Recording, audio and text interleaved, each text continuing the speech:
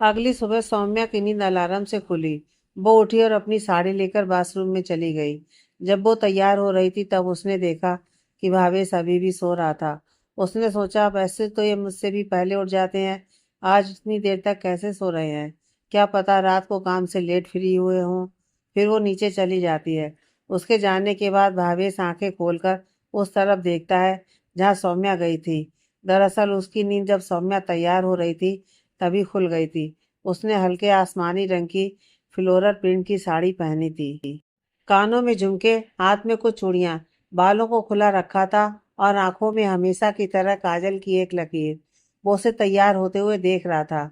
वो कहता है, जाने क्या है इस लड़की में, जितना ध्यान हटाने की कोशिश करता हूँ उतना ही खींचा चला जाता है और वो भी उड़ जाता है। सौम्या नीचे जाकर करुणा जी और अंकुश जी के पैर छूती है तो दोनों उसे आशीर्वाद देते हैं। आज करुणा जी ने लाल रंग की साड़ी और हल्की ज्वेलरी पहनी थी और समीरा ने लाइट ग्रीन कलर का सूट और हल्का मेकअप कर रखा था। सबसे पहले सब पूजा करते हैं, तब तक भावेश भी आ गया था। सब जाने लगते हैं कि करुणा जी कहती हैं, रुकिए एक मिनट। सब रुक जाते हैं तो करुणा जी एक थाल लेकर आती हैं और भावेश के सामने रखते हुए कहती हैं, बेटा इस बॉक्स को खोलिए। भावेश बॉक्स खोलता है तो उसमें एक बहुत सुंदर सा मंगलसूत्र होता है। वो देखकर कहता है, माँ ये। सौम्या भी ये देखकर हैरान होती है और पूछती है, ये किसके लिए है माँ? करुणा जी मुस्कुराकर कहती हैं, तुम्हारे लिए बेटा। हमने मंगलसूत्र तो बनवा लिया था, पर हम चाहते थे कि तुम आज के दिन ये मंगलसूत्र और सिंदूर सौम्या को पहनाओ। आज बहुत शुभ दिन है। भावेश बोलता है, पर माँ हमारी शादी अभी सीक्रेट ही है, तो हमें ये सब करने की जरूरत नहीं है। करुणा जी कहती हैं, तो मैं कब कह रही हूँ कि तुम दोनों सबको बताओ कि इस शादी के बारे में? सिर्फ सुहाग की निशानियां ही तो पहनने को बोल रही हूँ। चलो पहनाओ। भावेश सौम्या को देखता है जो उसे ना का इशारा कर रही थी। भावेश वो मंगलसूत्र उठाता है और सौम्या के पास आता है। वो उसे देखते हुए उसे मंगलसूत्र पहनाने लगता है। वो कुछ बोलती तब तक समीरा आती है और सौम्या के बाल पीछे से एक तरफ करके उसकी हेल्प करने लगती है। फिर वो सिंदूर लेकर उसकी मांग में भर देता है। सौम्या की आंखें बंद हो जाती हैं। वो मन में कहती है, ना चाहते हुए भी फिर से एक रिश्ते में बंध गई। भावेश अपने कमरे में चला जाता है और बेड पर आंखें बंद करके बैठ जाता है। थोड़ी देर बाद सौम्या आती है और कहती है, ये क्या किया आपने? जानते हैं इन सब का मतलब? भावेश कहता है, ऐसा भी क्या कर दिया मैंने?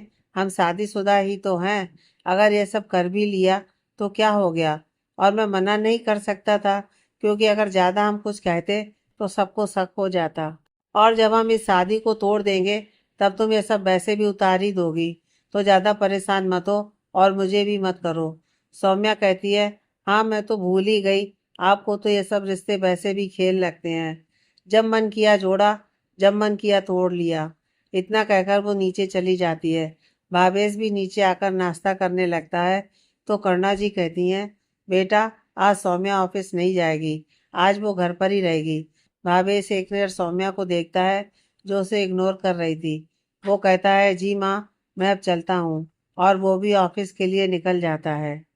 धीरे धीरे शाम होने लगती है। भावेश भी आज जल्दी ही घर आ गया था, क्योंकि करुणा जी ने सुबह से कम 20 कॉल्स कर दिए थे। वो आता है तो करुणा जी हाल में ही थी। वो उसे कॉफ़ी देते हुए कहती हैं, ले बेटा कॉफ़ी पीकर जल्दी से रेडी होकर आ जा, और आज कुछ अच्छा सा पहन लेना, ना कि ये ब्लैक और ब्लू हमेशा की तरह।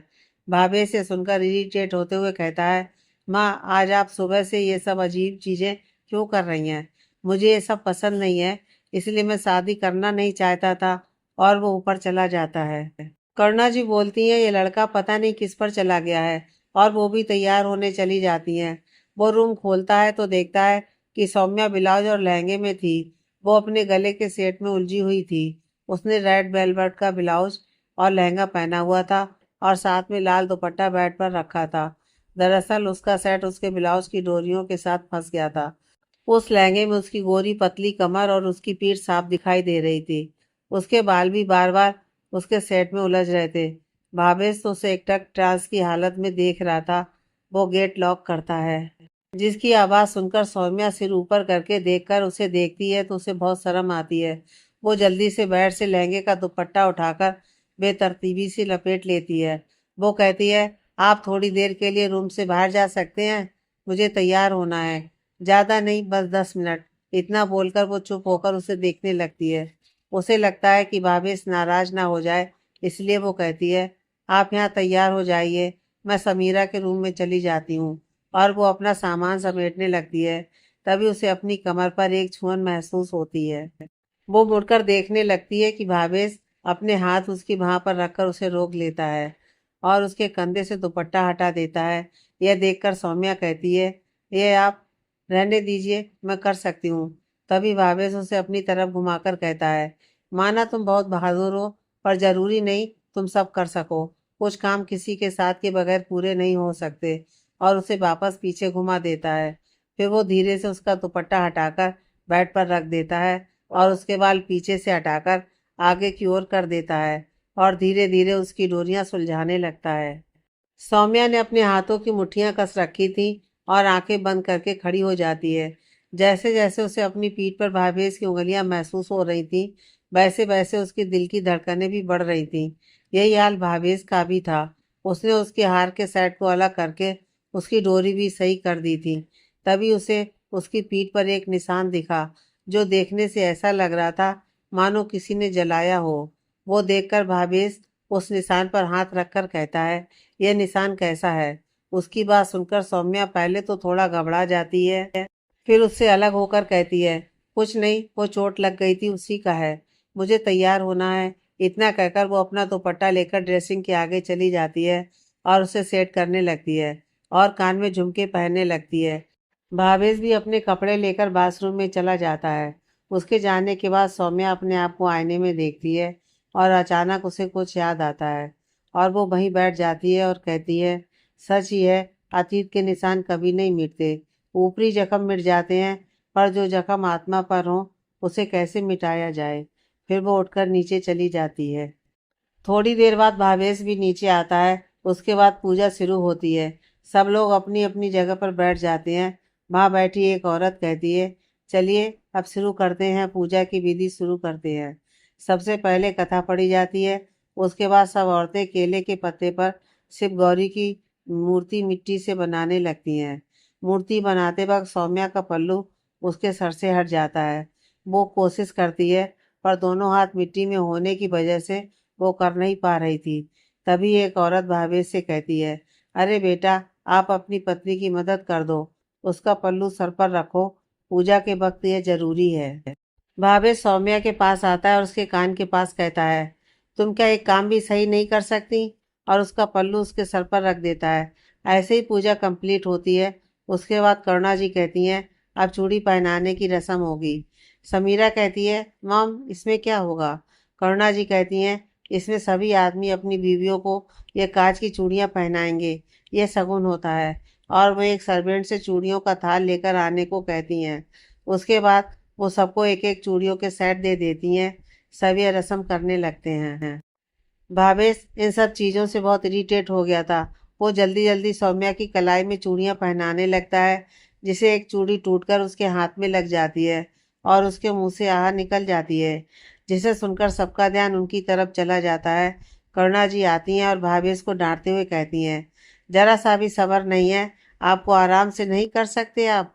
भावेश बोलता है, मैंने जानकर नहीं किया, सॉरी माँ। और वो चला जाता है।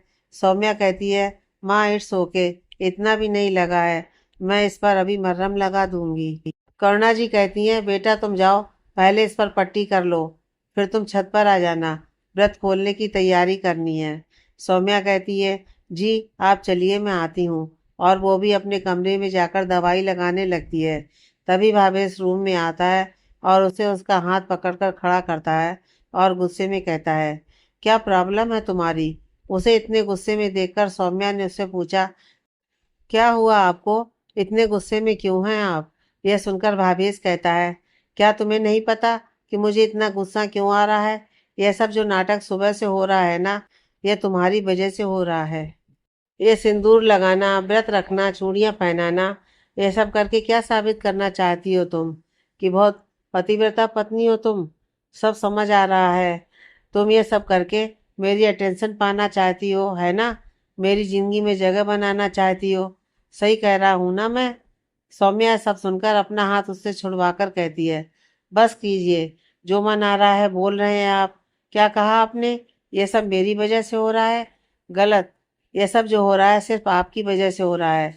आपको क्या लगा शादी के रिश्ते यूं ही बनते हैं? उन्हें निभाना भी पड़ता है, चाहे वो 1 साल के हों, चाहे जिंदगी भर के। और रही व्रत की बात, तो मैं माँ का मन नहीं दुखाना चाहती थी मना करके। उन्होंने मुझे बहुत प्यार से सब करने को कहा है। उन्हें मना करके उनका अपमान नहीं करना चाहती थी। और ये सिंदूर, ये चूड़ियाँ पहनाना, ये सब तो शगुन की रस्में होती हैं। इतना शौक है तो आप मना कर सकते थे। मुझे कोई ज़रूरत नहीं है आपकी ज़िंदगी में जगह लेने की, ये जानते हुए कि हमारा रिश्ता कैसा है। अगर आपको ये सब नाटक लगता है तो यही रहिए, कोई ज़रूरत नहीं है ऊपर आने की, वरना बाद में कहेंगे कि मैंने व्रत खोलने का नाटक करके आपका अटेंशन पाना चाहती हूँ। और इतना कहकर वो चली जाती है। उसके जाने के बाद भावेश खिड़की के पास जाकर खड़ा हो जाता है और कहता है, क्या हो गया है मुझे? मैं उस पर गुस्सा क्यों कर रहा हूँ? वो सही ही तो कह रही है कि जो भी हुआ उसमें उसकी कोई गलती नहीं थी। वो तो इस शादी को निभा रही है। मैं क्यों इतना फ्रस्ट्रेट हूँ? और वो इतना कहकर रूम से बाहर चला जाता है। सौम्या ऊपर जाकर देखती है कि सभी अपनी अपनी पूजा की थाली सजा रहे थे। वो भी जाकर अपनी थाली सजाने लगती है और मनी मन कहने लगती है, यह इंसान कभी बदल ही नहीं सकता, हमेशा ऐसा ही रहेगा घमंडी। कुछ वक्त के लिए लगा था कि ये सुधर गए हैं, पर नहीं, फितरत कभी नहीं बदल सकती। तभी आवाज आती है, चांद आ गया। वो देखती है तो आसमान में चांद बहुत खूबसूरत लग रहा था। सब अपनी अपनी थालियां लेकर पूजा शुरू करती हैं। सौम्या वहीं खड़ी होकर सबको देख रही थी और सोचती है, ये रिश्ते कितने खूबसूरत होते हैं, और वक्त के साथ इनमें जो प्यार और समर्पण होता है वो इसे और खूबसूरत बना देता है। पर शायद मेरी किस्मत में यह प्यार कभी नहीं आएगा, क्योंकि मैं तो उसके काबिल ही नहीं रही। तभी करुणा जी आती हैं और उसके कंधे पर हाथ रखते हुए कहती हैं, क्या हुआ बेटा, तुम व्रत नहीं खोलोगी? और ये भावेश कहाँ रह गया? वो कुछ कहती तभी एक आवाज़ आती है, मैं यहाँ हूँ माँ। सौम्या देखती है कि भावेश खड़ा था और उसे देख रहा था। उसे देखकर सौम्या को सब बातें याद आ जाती हैं जो नीचे कमरे में हुई थी। वो उससे नज़र फेर लेती है। करुणा जी भावेश के पास जाकर कहती हैं, बेटा कहाँ थे आप? अब जल्दी कीजिए, सबका व्रत खुल चुका है। सौम्या कब से इंतजार कर रही है, जाइए। भावेश सौम्या के पास जाता है और उससे धीरे से कहता है, चलो व्रत खोल लो। सौम्या बिना उसकी तरफ देखे छलनी उठाती है और चांद को देखती है। उसके बाद वो दूध और पानी का अर्घ देती है और फिर भावेश को देखती है तो उसकी आंख से एक आंसू निकल आता है। वो छलनी नीचे रखकर उसकी आरती करती है। उसके बाद भावेश से कहती है, ये पानी का गिलास उठाइए और मुझे पानी पिलाइए। भावेश उसे पानी पिलाता है। उसके बाद वो नीचे झुककर उसके पैर छूने लगती है तो भावेश पैर पीछे कर लेता है और कहता है, ये सब मत करो, मुझे अच्छा नहीं लगता। वो कहती है, जरूरी है, वरना मुझे नाटक करने की जरूरत नहीं। इतना कहकर वो उसके पैर छूकर अपनी थाली लेकर नीचे चली जाती है। भावेश भी एक गहरी सांस लेकर नीचे आ जाता है। सौम्या किचन में जाकर सबकी हेल्प करने लगती है तो करुणा जी आकर कहती हैं, बेटा तुम भी खाना खा लो। तो वो कहती है, माँ ये सब फ्री करवाकर मैं कर लूँगी, आप बैठिए। उसके बाद वो सबको खाना खिलाकर सब फ्री करके अपने कमरे में आ जाती है, जहाँ भावेश सोफे पर बैठा हुआ था। वो उसे देखकर कहता है, खाना खा लो, सबको खिला दिया, पर भूल गई कि तुम्हारा भी व्रत है। पर सौम्या उसकी बात का कोई जवाब नहीं देती और ड्रेसिंग टेबल पर जाकर अपनी ज्वेलरी उतारने लगती है। भावेश उसे फिर से कहता है, सौम्या खाना खा लो। खाने से किस बात का गुस्सा? पर वो तब भी कोई जवाब नहीं देती। भावेश सोफे से उठकर सौम्या के पास जाता है और उसे अपनी तरफ घुमाता है और कहता है, मेरी तरफ देखो। पर वो नहीं देखती तो भावेश उसका चेहरा अपनी तरफ करता है और कहता है, सॉरी। यह सुनकर सौम्या उसकी ओर देखती है तो भावेश कहता है, मैं जानता हूँ मैंने तुम्हें बहुत कुछ गलत बोला है, तुम्हारी गलती नहीं है, बस मैं फर्स्टेड था किसी बात पर, और मुझे ये सब की आदत नहीं है। सौम्या भरे गले से कहती है, तो क्या मुझे है? मैंने तो आप पर कभी गुस्सा नहीं उतारा। भावेश कहता है, अब रो मत प्लीज, ओके? आगे से तुम्हें बेवजह कुछ नहीं बोलूँगा। बस अब खाना खा लो। सौम्या, नहीं खाना, क्योंकि मुझे भूख नहीं है। और वो जाने लगती है तो भावेश उसे पकड़कर अपनी तरफ खींच लेता है और उसकी कमर पकड़कर कहता है, तुम खा रही हो या मेरे पास और भी तरीके हैं, पर वो शायद तुम्हें पसंद ना आए। इतना कहकर वो उस पर झुकने लगता है। सौम्या ये देखकर कहती है, नहीं मैं खा रही हूँ, अब छोड़िए मुझे। भावेश के चेहरे पर एक विनिंग स्माइल आ जाती है और वो उसे छोड़ देता है। सौम्या खाना खाने बैठ जाती है और खाना खाकर चेंज करके सोफे पर लेट जाती है। भावेश भी जाकर बेड पर लेट जाता है। इसी तरह दोनों सो जाते हैं। अगले दिन सौम्या ऑफिस में जय से मिलती है और उससे पूछती है, कुछ पता चला प्रिया और रवि जी का कि वो कहाँ हैं? जयेश कहता है वो दिल्ली में रहते हैं, पिछले 2 सालों से अपनी बेटी रिया के साथ। पर एक बात और भी अच्छी है। सौम्या कहती है, और वो क्या है? जयेश कहता है, वो लोग वन वीक के लिए यहाँ मुंबई में हैं। दरअसल प्रिया जी की एक एग्जीबिशन है जिसके चलते वो यहाँ हैं। सौम्या कहती है, ये तो बहुत अच्छी न्यूज़ है, हमें जल्दी से जल्दी उनसे मिलना है। जयेश कहता है, पर आप करने क्या वाली हैं? और अगर सर को पता चल गया तो वो मुझे नौकरी से निकाल देंगे। सौम्या, डोंट वरी, कुछ नहीं होगा। क्या आप नहीं चाहते कि सब कुछ सही हो? मुझे लगता है कुछ तो गलत फहमी है इन लोगों के बीच। अब देखना यह है कि सच क्या है। आप ये बताइए कि वो इस वक्त कहाँ है?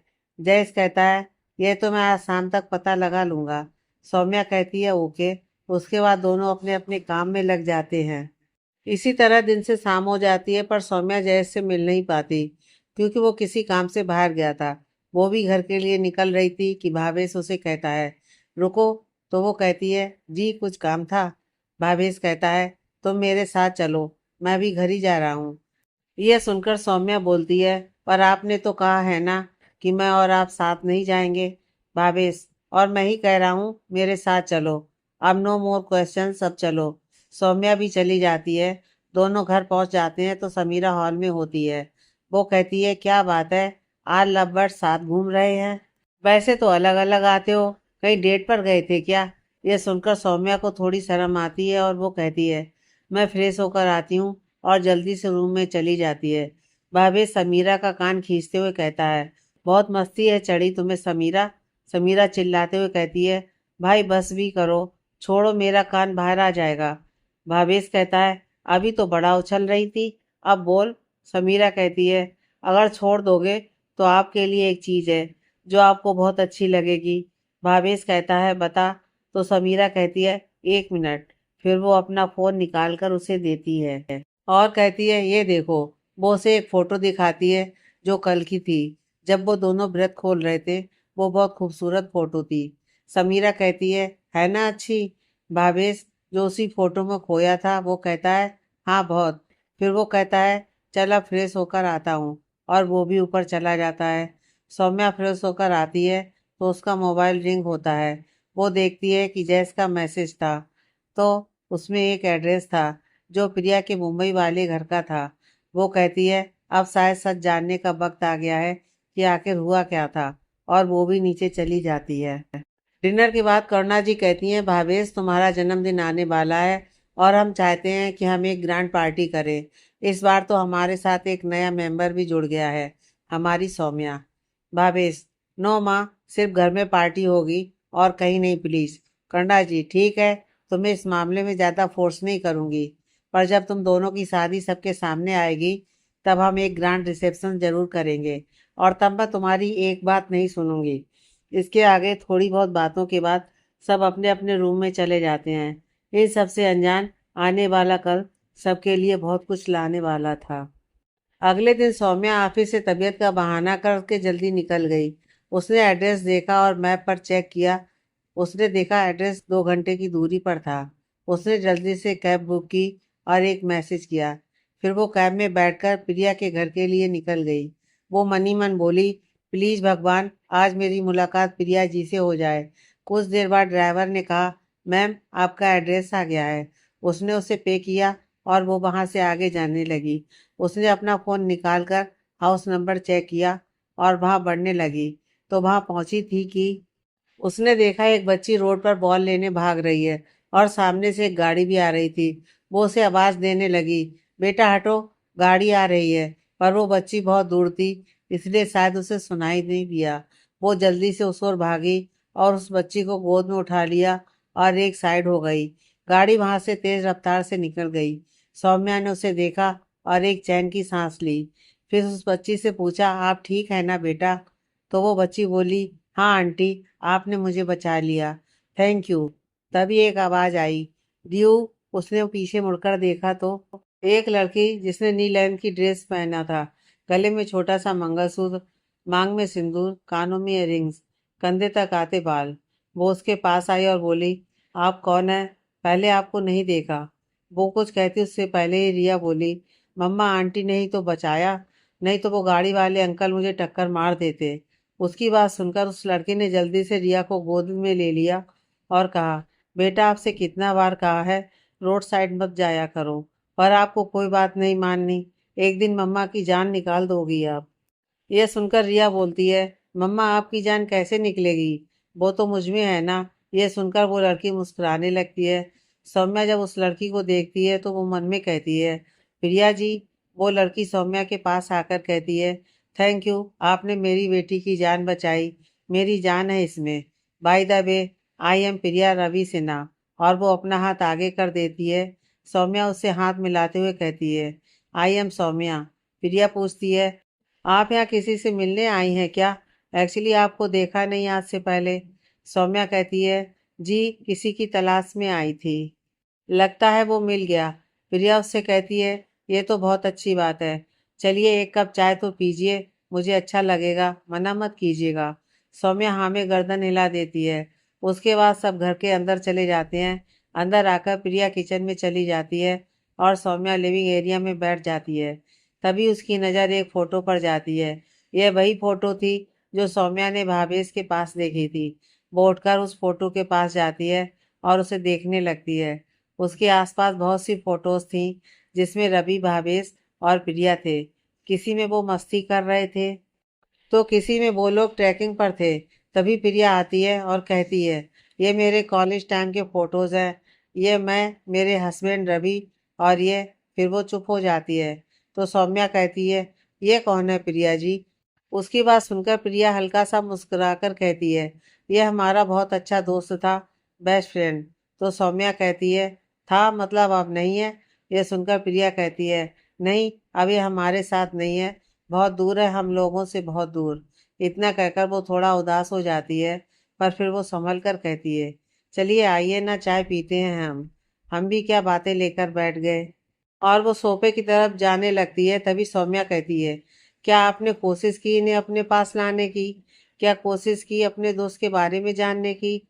यह सुनकर प्रिया कहती है, आप ये सब, क्या आप जानती हैं इसे? यह सुनकर सौम्या कहती है, जी बहुत अच्छे से, इनको भी और आपको भी जान गई हूँ। प्रिया पूछती है, कौन है आप? यह सुनकर सौम्या कहती है, भावेश जी की वाइफ, मिसेस भावेश मेहता।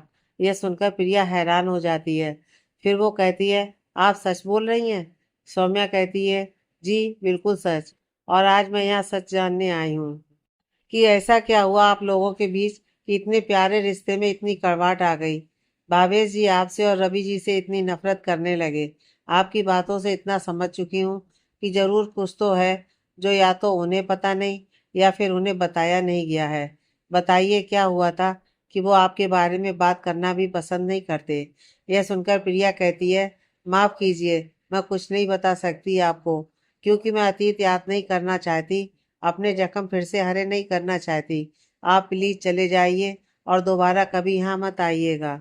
सौम्या उसके कंधे पर हाथ रखकर कहती है, मैं जानती हूँ आपके लिए ये सब याद करना बहुत मुश्किल है, पर क्या आप नहीं चाहती कि एक गलत फहमी दूर हो, आपका दोस्त पहले की तरह आपके साथ हो?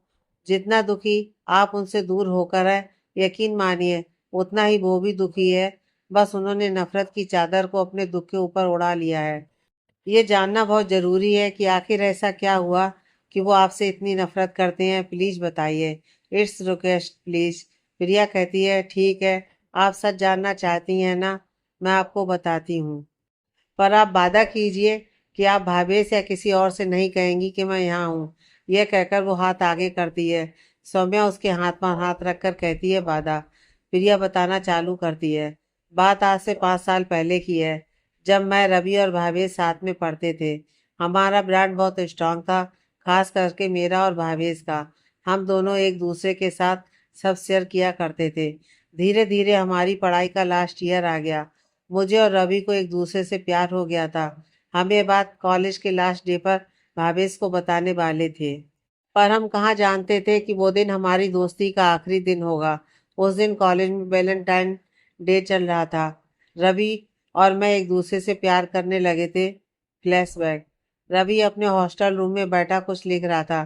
तभी भावेश आया और बोला, और क्या हो रहा है? और फिर उसने वो लेटर उठा लिया और पढ़ने लगा। ये देखकर रवि उठा और बोला, यार क्या कर रहा है? देख वापस कर, ये सही नहीं है। ऐसे ही किसी का लेटर पढ़ना देना। और भावेश से लेटर ले लेता है।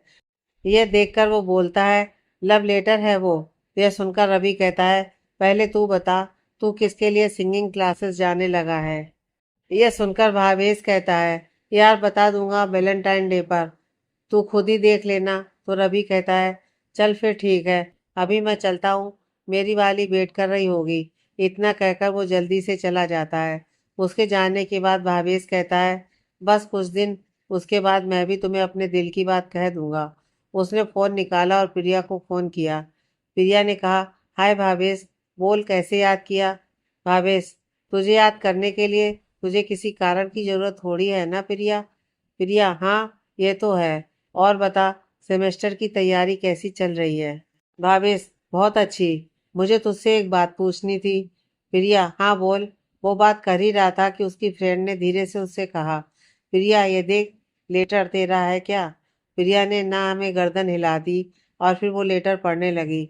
उसमें लिखा था, प्रिया मुझे समझ में नहीं आ रहा कि तुझे यह बात कैसे कहूँ, पर जब से तू मेरी ज़िंदगी में आई है तब से मैं बदलने लगा हूँ।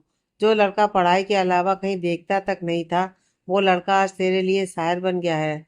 तू पूछती थी ना कि आजकल मुझे लाइट ब्लू कलर क्यों पसंद आने लगा है, क्योंकि जब से तुझे उस दिन उस लाइट ब्लू सूट में देखा था, तब से मुझे वो रंग फब गया। मैं तुझसे बहुत प्यार करने लगा हूँ। अगर तू भी मुझसे आगे तू समझ जा। अगर तेरी हाँ हो तो कल शाम को पास वाले पार्क में लाइट ब्लू सूट ही पहनकर आ जाना। मैं समझ जाऊंगा। तेरा रवि। ये पढ़कर प्रिया के चेहरे पर एक स्माइल आ जाती है, क्योंकि वो भी रवि को बहुत पसंद करती थी। वहीं फोन पर भावेश कहता है, हेलो तू सुन रही है ना प्रिया? तभी प्रिया देखती है कि फोन ऑन था, तो वो कहती है, हाँ क्या कहा तूने? तो भावेश कहता है, यही कि मैं तुझे पसंद हूँ या नहीं। यह सुनकर प्रिया कहती है, यह भी कोई पूछने वाली बात है? ऑफ कोर्स, तू मेरा बेस्ट फ्रेंड है। भावेश, हाँ तो बता, फिर तो कल तू आएगी ना पार्क में? यह सुनकर वो कहती है, हाँ हाँ आऊंगी। फिर वो कहती है, चल अभी मैं रखती हूँ, बाय। भावेश बाय। फिर वो भी फोन कट करके लेट जाता है और कल के बारे में सोचने लगता है। अगले दिन शाम को प्रिया कॉलेज के थोड़ी दूर पर बने पार्क में चली जाती है। वहीं भावेश भी वहां बने बेंच पर एक साइड बैठा था और बार बार टाइम देख रहा था। तभी उसकी नज़र प्रिया पर जाती है, जो वहीं खड़ी थी। वो खड़ा हो जाता है और उसे दूर से ही हाय कर देता है। प्रिया उसे देखकर स्माइल करने लगती है, पर शायद भावेश को नहीं पता था कि उसके पीछे की साइड बने एक कैब के पास रवि खड़ा था। दरअसल प्रिया ने भावेश को देखा ही नहीं था। उसकी नज़र सीधे वहां खड़े रवि पर ही गई थी, पर भावेश को लगा कि प्रिया उसे देखकर स्माइल कर रही है। प्रिया को रवि से मिलने की इतनी जल्दी थी कि उसे भावेश से हुई फोन पर बात भी याद नहीं आई कि उसने उसे पार्क में आने को कहा था। रवि उसे एक हाथ से हार्ट बनाकर इशारा करके पूछता है कि क्या वो उससे प्यार करती है। यह देखकर पहले प्रिया शर्मा जाती है, फिर हाँ का इशारा करके जल्दी से भागकर चली जाती है। रवि भी जल्दी से हॉस्टल की ओर निकल जाता है। अगले दिन रवि ने प्रिया को फोन किया और कहा, प्रिया कैसी हो तुम? प्रिया, ठीक ही हूँ, तुम कैसे हो? रवि, कल के बाद तो बहुत अच्छा हो गया हूँ। अच्छा, तेरे लिए वैलेंटाइन डे पर एक सरप्राइज है, जो तुझे कॉलेज की टेरेस पर मिलेगा। प्रिया, और वो क्या है सिन्हा जी? यह सुनकर रवि कहता है, अगर बता दिया तो तुम्हारे चेहरे की खुशी कैसे देखूंगा? प्रिया भी मुस्कुराकर कहती है, चलो ठीक है, पर हम आवेश को हमारे रिलेशनशिप के बारे में कब बताएंगे? रवि, एग्जाम के बाद, लास्ट डे पर बताएं। यह सुनकर प्रिया कहती है, एक काम करते हैं, वैलेंटाइन डे के बाद बता दें, क्योंकि वो मेरा बेस्टी है। मुझे उससे इतने टाइम तक छुपाना सही नहीं लग रहा। तो रवि कहता है, चल ठीक है, बाय, लव यू। प्रिया, हाँ बाय। तो रवि कहता है, और लव यू? तो वो कहती है, वो तुम्हारे सरप्राइज के बाद। और वो हंसकर फ़ोन कट कर देती है। रवि भी हंसकर कहता है, यार आई लव हर। फिर वो भी अपने काम में लग जाता है। इसी तरह वैलेंटाइन डे भी आ जाता है। रवि आज सुबह से भावेश से मिल नहीं पाया था क्योंकि वो अपने सरप्राइज में बिजी था। जब शाम को वो भावेश से मिला तब भी जल्दी जल्दी में उसका ध्यान नहीं गया उस रिंग का। उस रिंग पर पी लिखा था। जब भावेश प्रिया के मना करने पर वहां से चला गया तो प्रिया भी अपने हॉस्टल रूम की तरफ भागकर चली गई। तभी रास्ते में वो रवि से टकरा गई। रवि ने उसे कहा, क्या बात है, तुझसे बिल्कुल इंतजार नहीं हो रहा है क्या? तभी प्रिया रवि के गले लगकर रोने लगती है। यह देखकर रवि कहता है, प्रिया क्या हुआ, तू रो क्यों रही है? सब ठीक है ना? देख तू मुझे डरा रही है। फिर वो उसे खुद से अलग करके उसके आंसू पोंछता है और बोलता है, देख शांत हो जा और बता क्या हुआ। प्रिया उसे सब बताती है और कहती है, मुझे नहीं पता था कि उसके मन में मेरे लिए ऐसा कुछ है। मैं उससे प्यार कैसे कर सकती हूँ? मैं तो तुमसे प्यार करती हूँ। यह सुनकर रवि कहता है, तू पागल है क्या? तूने उसे समझाने की जगह पूरे कॉलेज के सामने उसे इतना कुछ कह दिया। माना उसे गलत फहमी थी तो तू उसे आराम से भी क्लियर कर सकती थी। तूने जिस तरह से रिएक्ट किया उससे बात और बिगड़ गई है। अब चल, पहले हमें उससे बात करनी होगी, उसे सब समझाना होगा। फिर दोनों भावेश के रूम की तरफ भागते हैं और डोर नॉक करते हुए कहते हैं, भावेश हमारी बात तो सुन। तू जैसा समझ रहा है वैसा कुछ नहीं है। प्रिया का इरादा तुझे हर्ट करने का नहीं था। पर भावेश गेट नहीं खोलता। बहुत देर तक जब वो गेट ओपन नहीं करता तो रवि प्रिया से कहता है, देख तू अभी अपने रूम में जा, हम कल सुबह भावेश से बात करते हैं। अभी वो शायद उस स्टेट में नहीं है। प्रिया नम आंखों से कहती है, भावेश हमसे बात करना तो बंद नहीं करेगा ना? वो हमसे दोस्ती तो नहीं तोड़ेगा ना? रवि तू चिंता मत कर, सब ठीक हो जाएगा। प्रिया के जाने के बाद रवि वहीं रूम के बाहर बैठ जाता है। करीब 2 बजे भावेश रूम का गेट खोलता है। रवि जो वहीं साइड में था वो जल्दी से रूम में आता है तो देखता है पूरा रूम बिखरा हुआ था। वो भावेश को देखता है जिसकी आंखें लाल, हाथ पे चोट थी और उससे खून बह रहा था। वो उसका हाथ पकड़ने वाला था कि भावेश उसे धक्का देते हुए कहता है, हाथ मत लगाना, मुझे धोखेबाज लोगों का छूना तक गवारा नहीं है मुझे। आज से तेरे साथ और उस धोखेबाज लड़की के साथ मेरा कोई रिश्ता नहीं है। और वो अपना बैग पैक करने लगता है। रवि उसके पास आकर कहता है, देख भावेश, तू बात तो सुन, तू हम दोनों को गलत समझ रहा है। पर भावेश उसकी कोई बात नहीं सुनता। तभी उसके हाथ में एक फोटो आती है जो उन तीनों की सबसे अच्छी फोटो थी। वो उसे सामने दीवार पर मारते हुए कहता है, जिस तरह यह कांच टूटा है उसी तरह हम लोगों का रिश्ता भी टूट चुका है। आज के बाद मेरे सामने मत आना, वरना मैं नहीं जानता मैं क्या कर जाऊंगा। और वो वहां से निकल जाता है। प्रेजेंट प्रिया की आंखों में आंसू थे। वो कहती है, अगले दिन हमने उससे कांटेक्ट करने की बहुत कोशिश की पर उसने अपना नंबर चेंज कर लिया और वो कॉलेज से ट्रांसफ़र लेकर अमेरिका चला गया। हमने पूरे 2 साल तक उससे बात करने की बहुत कोशिश की पर कोई बात नहीं हो पाई। उसके बाद मैं और रवि भी दिल्ली सेटल हो गए। हमने शादी कर ली। फिर रिया हमारी जिंदगी में आई पर हम भावेश को नहीं भूल पाए। सिर्फ एक बात का दुख है कि वो हमें आज तक गलत समझ रहा होगा। सौम्या की आंखें भी नम थीं। वो कहती है, आपको नहीं लगता आपको उनसे बात करनी चाहिए और उनकी गलतफहमी दूर करनी चाहिए? देखिए, शायद भगवान भी यही चाहते हैं, इसलिए तो मैं आप तक पहुंच पाई। प्रिया कुछ कहती तभी एक आवाज आती है। वो देखती है कि एक लड़का खड़ा था जिसने ब्लू शर्ट, उसके ऊपर ब्लेजर, गोरा रंग, आंखों पर चश्मा। वो लड़का वहां आकर कहता है, उसकी कोई ज़रूरत नहीं है, हम अब किसी की कोई गलतफहमी दूर नहीं करना चाहते। प्रिया कहती है, पर रवि। रवि उसे हाथ दिखाकर कहता है, नो प्रिया, हम लोगों ने बहुत कोशिश की। जो इंसान तब नहीं समझा वो अब क्या समझेगा? उसे हम तब भी गलत ही लगते थे और आज भी गलत ही लगेंगे। फिर सौम्या की तरफ देखकर, आप जहाँ से आई हैं वहीं वापस चले जाइए। मैं नहीं चाहता कि उसे हमारे बारे में पता चले, सो प्लीज गो। सौम्या कहती है, रवि जी मैं जानती हूँ जो हुआ वो गलत था। गलती किसी की भी नहीं थी, वो परिस्थिति ही ऐसी थी कि सब एक दूसरे को गलत समझ बैठे। किस्मत ने एक मौका फिर दिया है सब पहले जैसे करने का। क्या पता इस बार ये गलत फहमी की धुंध हट जाए।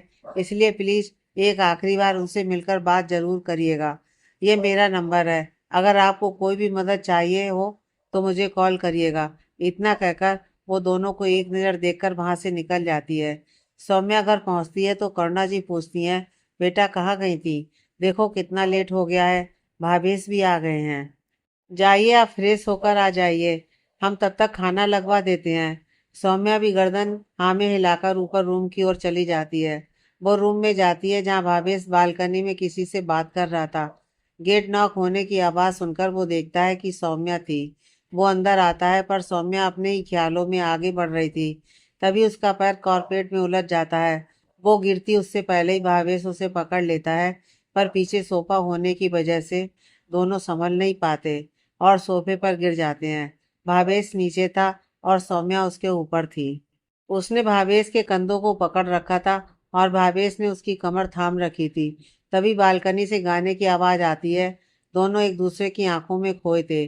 तभी सौम्या देखती है कि वो किस हालत में है। वो जल्दी से उससे अलग होने लगती है कि उसका मंगलसूत्र भावेश की टी शर्ट के बटन में अटक जाता है। वो उसे निकालने लगती है पर उसकी करीबी से सौम्या के हाथ कांप रहे थे। अचानक भावेश उसके दोनों हाथ पकड़कर उसे और अपने करीब खींच लेता है। यह देखकर सौम्या उससे कहती है, मुझे जाना है। पर भावेश कुछ नहीं कहता, मानो उसे कुछ सुनाई नहीं दिया हो। वो उसके बाल कान के पीछे कर देता है और उसके चेहरे पर अपना हाथ रखकर उसके करीब बढ़ने लगता है। वो धीरे से अपने होंठ उसके होंठों पर रख देता है और उसे चूमने लगता है। सौम्या की पकड़ उसकी टी शर्ट पर बहुत तेज हो जाती है। भावेश का एक हाथ उसके गाल पर था और दूसरा उसके पीठ को सहला रहा था। दोनों की आंखें बंद हो चुकी थीं। कुछ ही पलों में सौम्या का दुपट्टा उसके बदन से नीचे गिरा हुआ था। वो उसके होंठ से उसके गले पर किस कर रहा था। जैसे ही उसके सूट की डोरी खोलने जा रहा था कि तभी गेट नॉक हुआ, जिसे सुनकर दोनों होश में आए। सौम्या जल्दी से उससे अलग होकर बाथरूम की ओर भाग गई। यह देखकर भावेश ने अपने सर पर हाथ मारते हुए कहा, डैम, ये क्या हो गया था मुझे? क्या सोच रही होगी वो मेरे बारे में? फिर वो गेट खोलता है तो एक नौकर था। वो सर नीचे करके कहता है, सर, बड़ी मैडम आपको और मैडम को खाने के लिए बुला रही हैं। तो वो कहता है, तुम जाओ, हम आते हैं। फिर वो गेट लॉक करके वापस रूम में आता है तो देखता है कि सौम्या का दुपट्टा नीचे पड़ा था। वो उसे उठाकर सोफे पर रख देता है और भावेश बाथरूम के पास जाकर कहता है, मैं नीचे जा रहा हूँ, तुम डिनर के लिए आ जाना। पर अंदर से कोई आवाज़ नहीं आती तो वो नीचे चला जाता है। वहीं सौम्या बाथरूम में गेट के पास खड़ी अपनी बेकाबू हुई सांसों को काबू में करने की कोशिश कर रही थी। उसने खुद को आईने में देखा तो उसका चेहरा हल्का लाल था। वो कहती है, ये क्या हो जाता है मुझे? मैं उनके इतना करीब कैसे जा सकती हूँ, ये जानते हुए कि हमारा रिश्ता सिर्फ 1 साल का है, उससे भी ज़्यादा कि मेरा अतीत क्या है। मुझे उनसे दूर रहना होगा। फिर वो फ्रेश होकर बाहर आती है और डिनर के लिए नीचे चली जाती है। वो जैसे ही भावेश को देखती है, उसे उसके साथ ऊपर बिताए हुए पल याद आने लगते हैं। वो खुद को संभालते हुए भावेश के पास वाली चेयर पर बैठ जाती है और अपना खाना खाने लगती है। तभी करुणा जी कहती हैं, परसों भावेश का बर्थडे है, सो कल से मैं तैयारी चालू करवा दूंगी। फिर सौम्या की तरफ देखकर, बेटा, हम चाहते हैं इस बार आप सब अपने हिसाब से करें। हम भी तो देखें आप हमारे बेटे को कितना अच्छे से जानती हैं। समीरा कहती है, क्या माँ, भाई का तो पता नहीं, भाभी तो डेफिनेटली भैया को बहुत अच्छे से जानती होंगी, है ना भाभी? सौम्या कहती है, माँ मैं सब देख लूंगी, आप चिंता मत कीजिए। भावेश अपने मन में कहता है, लो, बस ये एक कमी थी, और यह भी ऐसे बोल रही है जैसे सब जानती है। चलो मैं भी देखता हूँ कितना जानती है। फिर वो भी अपना खाना खाने लगता है। खाना खाने के बाद सौम्या रूम न जाकर छत पर चली जाती है। वो वहाँ बने झूले पर बैठकर चांद को देखने लगती है और उसकी आंख लग जाती है। जब बहुत देर तक सौम्या रूम में नहीं आती तो भावेश सोचता है, क्या बात है, आज रूम में नहीं आई है। वैसे तो पहले ही आ जाती है, कहीं आज जो हुआ उस वजह से तो मेरे सामने नहीं आ रही। और वो उठकर रूम से बाहर चला जाता है। वो नीचे जाकर देखता है तो उसे सौम्या कहीं नहीं दिखाई देती है। वो एक सर्वेंट को पूछता है, सौम्या को कहीं देखा? तो वो सर्वेंट कहती है, हमने मैम को टेरेस पर जाते हुए देखा था। भावेश उसे जाने का कहकर खुद छत की तरफ जाता है। वो देखता है कि सौम्या बैठे बैठे ही सो गई है। वो उसके कंधे पर हल्के से टैप करता है तो सौम्या उसका हाथ पकड़कर कहती है, सोने देना गुड़िया, मैं बहुत थक गई हूँ। भावेश ये देखकर एक गहरी सांस लेकर कहता है, हद है ये लड़की। फिर वो धीरे से उसे अपनी गोद में उठाकर नीचे चला जाता है और रूम में आकर उसे बेड पर सुला देता है। फिर वो उसे ब्लैंकेट से कवर करके पिलो लेकर सोफे पर लेट जाता है। कुछ देर बाद उसे भी नींद आ जाती है। अगली सुबह जब सौम्या की नींद खुलती है तो वो खुद को बेड पर देखकर हैरान हो जाती है। वो कहती है, मैं यहाँ कब आई? कल तो मैं छत पर थी, तभी एक आवाज़ आती है, मैं लेकर आया तुम्हें। सौम्या देखती है तो भावेश बाथरूम के गेट पर खड़ा था। वो आकर बोलता है, तुम्हें क्या ये कमरा कम पड़ रहा है जो तुम छत पर सो रही थी? सौम्या कहती है, ऐसा कुछ नहीं है, वो मेरी आंख लग गई थी। पर अगर मैं बेड पर सो रही थी तो आप? भावेश जो अपने बाल बना रहा था वो उसके पास आकर कहता है, मैं सोफे पर सो रहा था, कल तुम्हें उठाया पर तुम उठ ही नहीं रही थी, तो तुम्हें यहीं सुला दिया। पर आज से मैं अपने बेड पर सोऊंगा। इतना कहकर वो नीचे चला जाता है। सौम्या कहती है, तो मैं कौन सा इनका बेड चोरी कर रही थी, घमंडी कहीं का। फिर वो भी उठकर बाथरूम चली जाती है और रेडी होकर नीचे आ जाती है। सभी डाइनिंग टेबल पर बैठे नाश्ता कर रहे थे, तभी सौम्या अचानक खांसने लगती है। यह देखकर भावेश उसे पानी का गिलास पास करता है। वो पानी पीने लगती है कि उसे फिर से खांसी आने लगती है और गिलास उसके हाथ से छूट जाता है। ये देखकर सब उठकर उसके पास आते हैं। करुणा जी बोलती हैं, क्या हुआ बेटा? तो वो कहती है, मशरूम। और उसे फिर से खांसी आने लगती है। अंकुश जी कहते हैं, शायद इसे एलर्जी हुई है, देखो इसका पूरा फेस लाल हो गया है। भावेश, तुम इसे लेकर जाओ कमरे में, मैं डॉक्टर को कॉल करता हूँ। भावेश सौम्या को लेकर जाता है। सौम्या रूम में जाकर अपने सामान में कुछ देखने लगती है। यह देखकर भावेश कहता है, क्या चाहिए तुम्हें, मुझे बताओ। तो वो एक गहरी सांस लेकर कहती है, मेरी मेडिसिन। भावेश उसके सामान से एक पाउच निकालता है। सौम्या वो लेकर जल्दी से उसमें से मेडिसिन लेकर मुंह में डाल लेती है। तब तक भावेश पानी लेकर आता है और उसे पानी पिला देता है। थोड़ी देर बाद डॉक्टर आते हैं और कहते हैं, सी इज़ फाइन नाउ, पर आपको ध्यान देना चाहिए मिस्टर मेहता, इन्हें बहुत स्ट्रिक्ट एलर्जी है मशरूम से। अगर ये टाइम पर मेडिसिन नहीं लेती तो शायद इनकी हालत और ख़राब हो सकती थी। इतना कहकर वो चले जाते हैं। उनके जाने के बाद करुणा जी कहती हैं, बेटा तुम ऑफिस जाओ, हम सब हैं यहाँ, हम ध्यान रखेंगे सौम्या का। भावेश कहता है, हाँ, और एक नज़र सौम्या को देखकर वो ऑफिस के लिए निकल जाता है। थोड़ी देर में वो ऑफिस पहुंचकर अपने केबिन में जाकर अपना काम करने लगता है। पर आज उसका ध्यान पहली बार काम पर ना होकर कहीं और था। अब यह तो आप सब समझ ही गए होंगे कि उसका ध्यान कहाँ था। थोड़ी देर बाद जैस उसके केबिन में आता है और कहता है, सर, कॉन्फ्रेंस रूम में सब वेट कर रहे हैं। भावेश कहता है, आज सौम्या नहीं आ पाएगी, उसका काम तुम मैनेज कर लेना। जयेश, सर मैम ठीक है ना? यह सुनकर भावेश जयेश को थोड़ा घूरता है और कहता है, तुम्हें बहुत चिंता है मेरी वाइफ की। मेरी वाइफ है, मैं देख लूंगा। अब जाओ अपना काम करो। जयेश थोड़ा डर जाता है और कहता है, जी सर। और वो जल्दी से केबिन से चला जाता है और मन में कहता है, ये सर कब से टिपिकल पतियों वाली हरकतें करने लगे थे, लगता है सौम्या जी का असर है। पर सर बोल तो ऐसे रहे हैं जैसे मैं उनकी वाइफ को उनसे छीन रहा हूँ। सिर्फ पूछा ही तो कि वो ठीक है या नहीं। खैर सर की तो आदत है बिना बात के गुस्सा करने की। फिर वो अपना काम करने लगता है। भावेश खुद से कहता है, ये मुझे क्या होता जा रहा है, मैं उसकी इतनी चिंता कब से करने लगा हूँ, कल तो उसके करीब। फिर वो कहता है, नहीं, मुझे उससे दूर रहना होगा। मैंने एक बार धोखा खाया है, फिर से वो गलती नहीं दोहराऊंगा। दोनों एक दूसरे की तरफ पहला कदम बढ़ा चुके थे, पर एहसास दोनों को ही नहीं था। वहीं घर पर सौम्या को भी होश आ गया था, तो वो भी करुणा जी की मदद कर रही थी। करुणा जी कहती हैं, बेटा तुम रेस्ट करो, हम सब कर लेंगे। सौम्या उन्हें बैठाते हुए कहती है, आप बैठ जाइए, मैं सब कर लूंगी। करुणा जी उसके सर पर हाथ फेर कर कहती हैं, पता है, मैं बहुत खुश हूँ अब, क्योंकि मेरा अकेलापन मेरी बहू ने बेटी बनकर दूर कर दिया है। तो मेरे साथ साथ मेरे बेटे की भी पसंद हो, मुझे इस बात की बहुत खुशी है। हमेशा खुश रहो बेटा।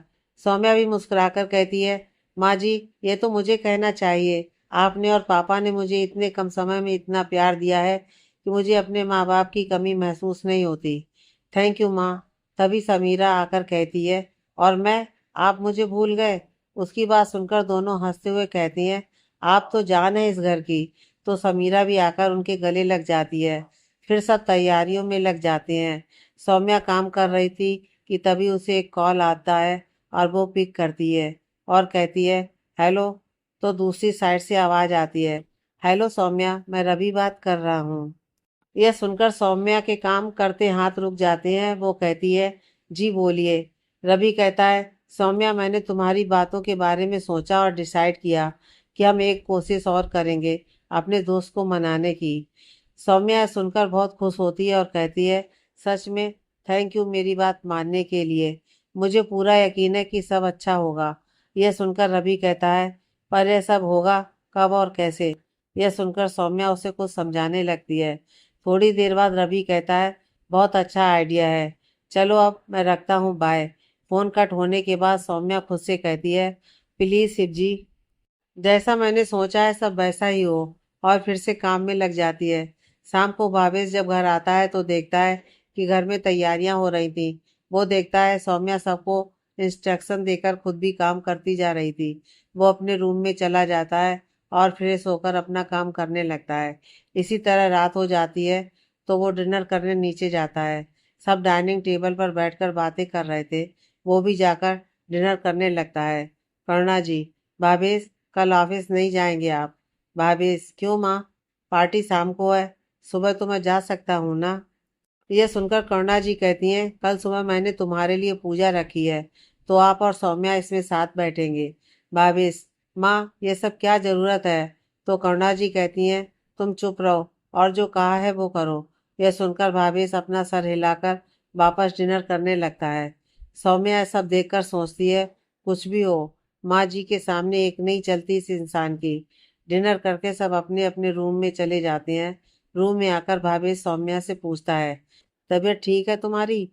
सौम्या कहती है जी ठीक है। भावेश आगे से ध्यान रखना, तुम्हें अगर एलर्जी थी तो ध्यान नहीं रख सकती थी। सौम्या जी मैं ध्यान रखूंगी। और वो सोफे पर लेट जाती है और कल के बारे में सोचने लगती है। काश सब ठीक हो जो मैं करने जा रही हूँ। अगर वो ठीक नहीं हुआ तो भावेश जी मुझे छोड़ेंगे नहीं। पर उनकी गलतफहमी दूर होनी चाहिए। वो अपनी नफरत में बहुत लोगों की जिंदगी में तूफान खड़ा करते हैं। यही सब सोचते हुए उसे नींद आ जाती है। कल का दिन सबके लिए कुछ न कुछ लाने वाला था। आगे की कहानी नेक्स्ट पार्ट में।